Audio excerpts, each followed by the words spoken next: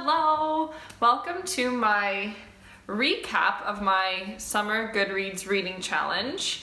So I made a video back in, I think it was at the very beginning of June or the very end of May, about my TBR, my to be read list for the summer, because I wanted to take on the Goodreads Summer Reading Challenge of 2019.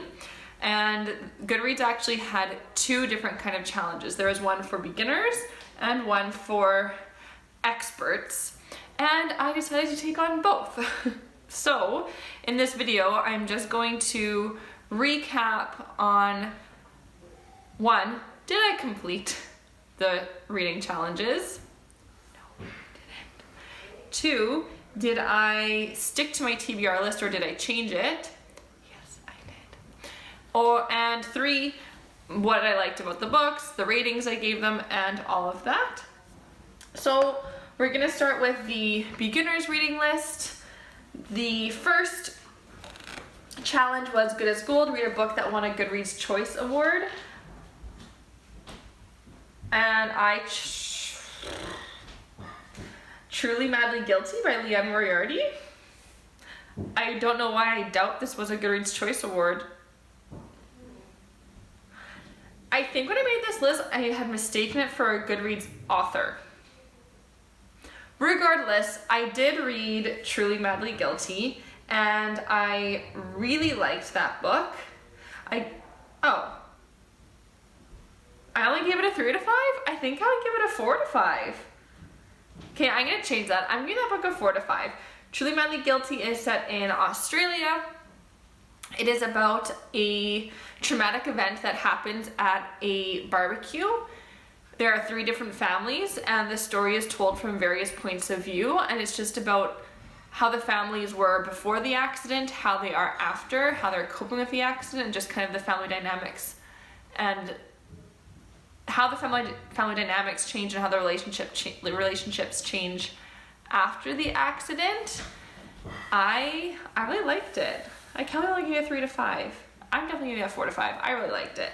After that is The Book is Better. Read a book being adapted for TV or film this year. So I did listen to the audiobook of 5 Feet Apart by,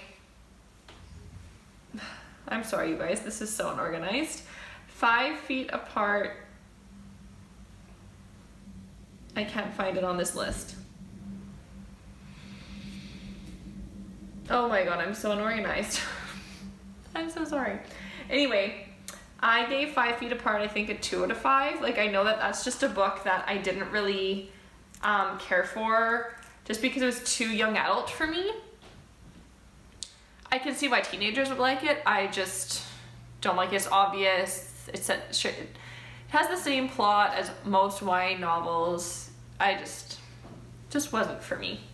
After that was supposed to be Death in Venice or The Turn of the Screw for read a book in a day or read a book less than 100 pages. I got both those books from the library, tried reading them both, didn't finish them, gave them right back. After that was On the Bandwagon, read a most read. That's on Goodreads right now, so I read Daisy Jones and the Six. I listened to the audiobook of this. I loved it. 5 out of 5. Definitely one of the best books of the year. It's about a 1960s or 1970s rock band. It's a fiction book. I wish it was real. A 1960s or 70s rock band, how they came together, the conflict of them as a rock band, and why they broke up. It's just really good. After that was actually want to read The 7 Deaths of Evelyn Hardcastle. That was a really big disappointment for me. If you watch a lot of booktube videos, you will see that everyone loves The 7 Deaths of Evelyn Hardcastle. Everyone has read it. Everyone raves about it. I gave it a 3 out of 5. I guess just being a little generous. I just thought it was really hard to follow. I thought it was so long. I got lost multiple times, and it wasn't holding my attention. I actually read the physical copy. It took me so long. So I'm not a fan like everyone else is. After that was Not From Around Here, read a book in a different culture than yours. I chose The Astonishing Color of After. This is a book about a girl who loses her mom. It's not a spoiler saying her mom commits suicide. Her mom has battled depression for a long time. And the reason that it's a different culture from my own is because the book is about an American Taiwanese girl, and she goes to Taiwan to be with her grandparents and to reconnect with her mom, who has turned into a red bird. This book is magical realism, and I think this book is fabulous. I gave it a 4 to 5. I really, really liked it. I liked the magical realism element. I liked how it was about grief. I liked how the author talked about mental health. She put a spotlight on depression and suicide. I love that it's set in Taiwan because I love Taiwan. It's one of my favorite countries that Carlos and I visited while we were doing our 1-year trip. And the author did such a good job at setting the scene. Like, I felt I was back in Taiwan reading the book. Really good job. After that was In the Friend Zone. Read a book a friend has recommended. So one of my coworkers, she recommended We Need to Talk About Kevin, sorry. The book's title is We Need to Talk About Kevin by Lionel Shriver. I gave this book a 3 to 5. It was quite long. I liked how it was written. It was written from the point of view of the mother writing letters to her husband, and it follows their entire life, or her son's entire life. No, even before her son was born. So it follows right before the son was born until he's about, 18. Obviously, Kevin has done something. That's why we need to talk about him. I liked the story. Like I said, I liked how it was written.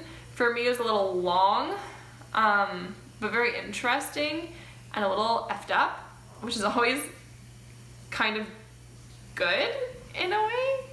Like, Gillian Flynn's writing's a little effed up in a way, but their books are really good. Kind of like that. After that was It Takes Two, read a co-authored book. And for this one, I read Between the Lines. And this one is by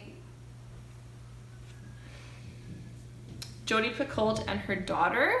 And it's so good. I would have given this a 5 out of 5, but because of the end, I gave it a 4 to 5. This book is about, I guess the inspiration was, well, what happens to the characters in a book when the book is closed? So they thought that all the characters, when a reader opens the book, the characters are putting on a play. When a reader closes the book, all those characters go to their regular, normal lives. And one of the characters in the book, he wants to get out of the book. And he meets a girl in the real world, and she's trying to help him get out. There's a love story. In the end, does he get out? Does he not? How are they going to live a life together? And I just thought it was a really nice book. After that was,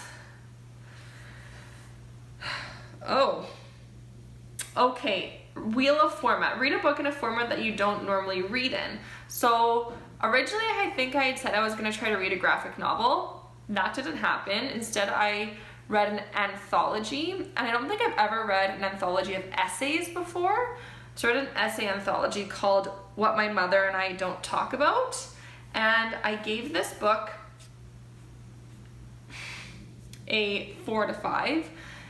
With anthologies, like, I haven't read a lot in my time, but some stories you really love and connect with, some not so much, and I kind of give the anthologies an overall rating, kind of like an average of all the stories. So 4 to 5. I really liked reading about all of the authors' relationships with their mothers, their challenges with their mothers and their families, how they've either kind of disconnected from their mothers completely, or they've reconciled relationships with their moms. And there are just so many different stories. They're all different in their own way, and I think it's just really interesting. I love reading nonfiction. I love reading other people's stories, so I really like that. After that, I read Natalie Tan's Book of Love and Fortune for the challenge of New Voices, read a debut novel. So the author for Natalie Tan's Book of Love and Fortune is Roselle Lim. This is her debut novel. I give it a 3 to 5. This book follows, I feel like I'm talking really fast because I don't want this video to drag out. So I'll try to talk a little bit slower and more normal. This book is about a Chinese American girl. She kind of travels all over the world. She's estranged from her mom, who lives in San Francisco. Her mom passes away, and she is left with the apartment and the restaurant under the apartment, and the restaurant used to be her grandmother's. So she goes back to San Francisco to kind of like wrap things up, but she ends up staying, and she ends up opening her grandmother's restaurant again. Before she opens the restaurant, she has to do certain things in the neighborhood, help certain neighbors to have a successful restaurant. I wouldn't say that this is magical realism, it's fiction, but there is kind of like that magical element to it, which I really appreciated. I liked all the different characters. I liked the sense of community in the book. Yeah, just 3 out of 5. Like, I liked it. Nothing special, didn't blow my mind. It's not my favorite, but it was good.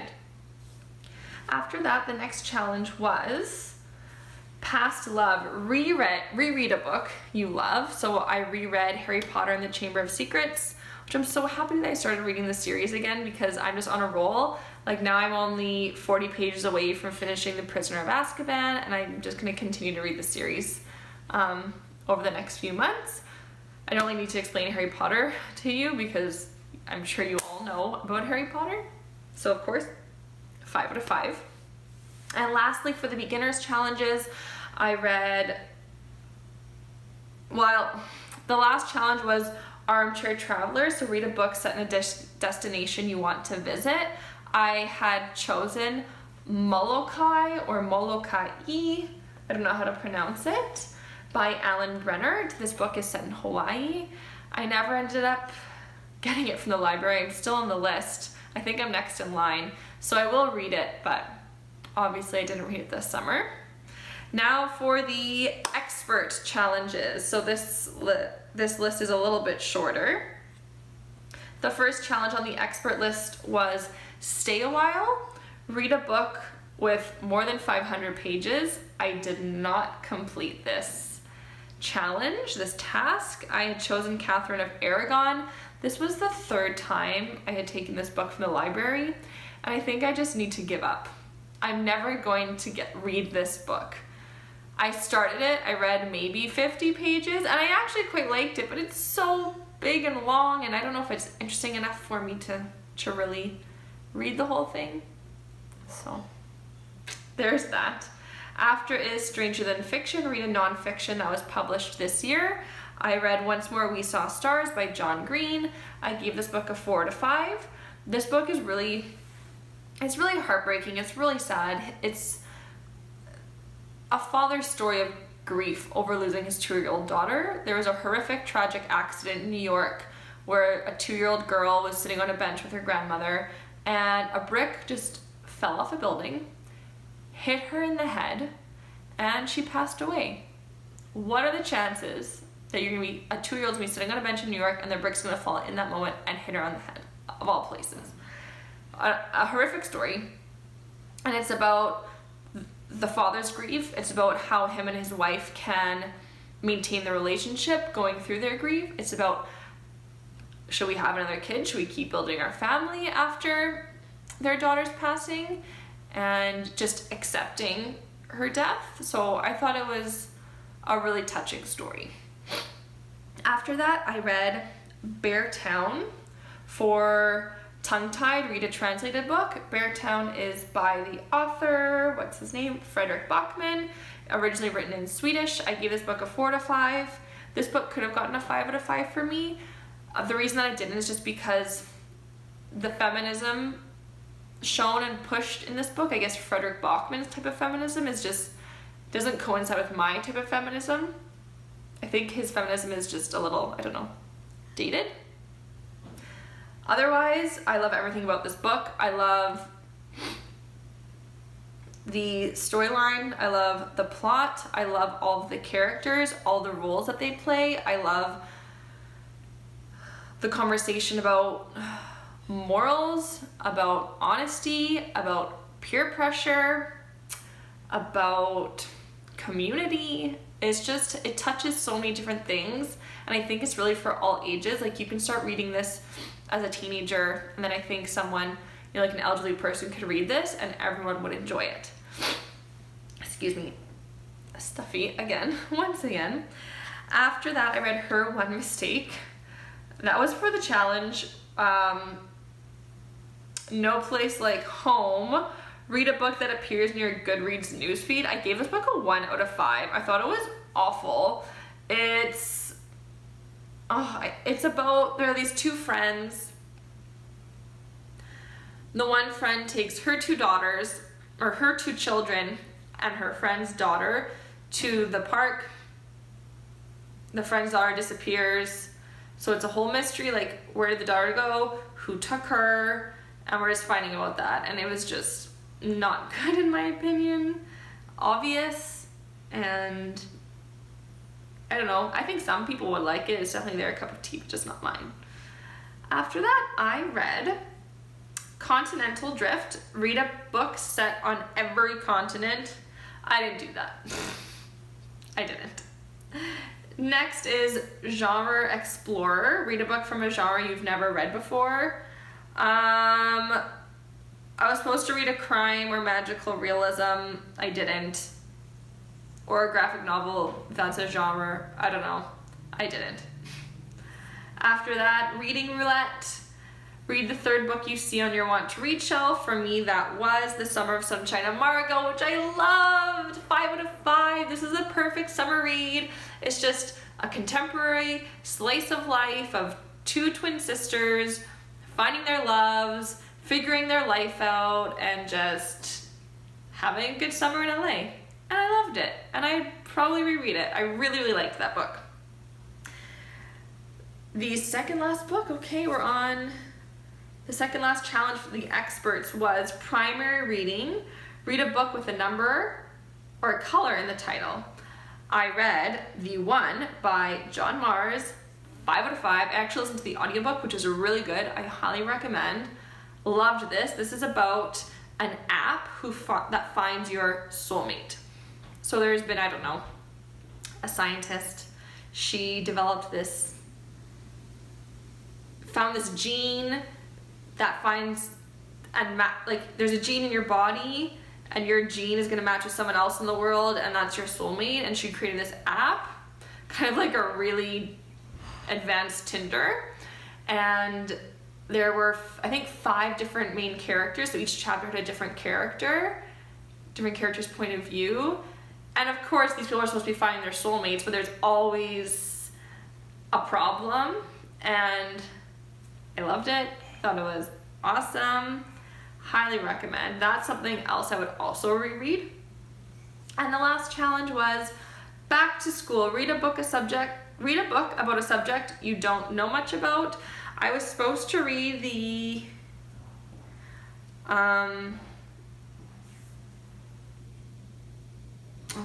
The Truth About Being Cold.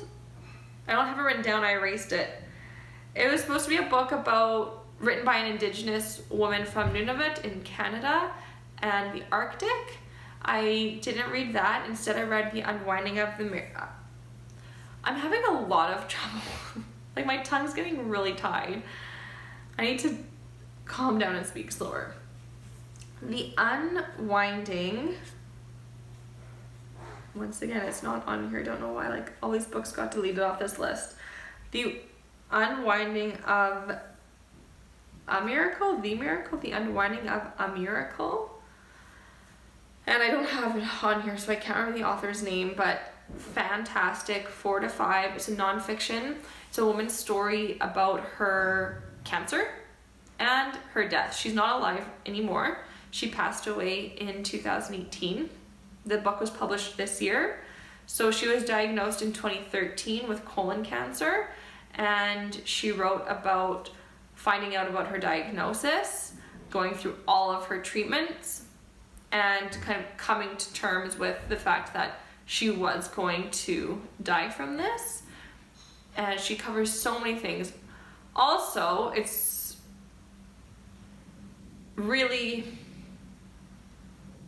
incredible, makes her story incredible, is that she she's Chinese, but her family is Chinese, but they lived in Vietnam. So they fled Vietnam during the Vietnamese War to the United States. And she was born with cataracts, but at the time in Vietnam, there were no good doctors to do the surgery. So because she didn't get the surgery till she was about 4 years old in the United States, she has really, really impaired vision.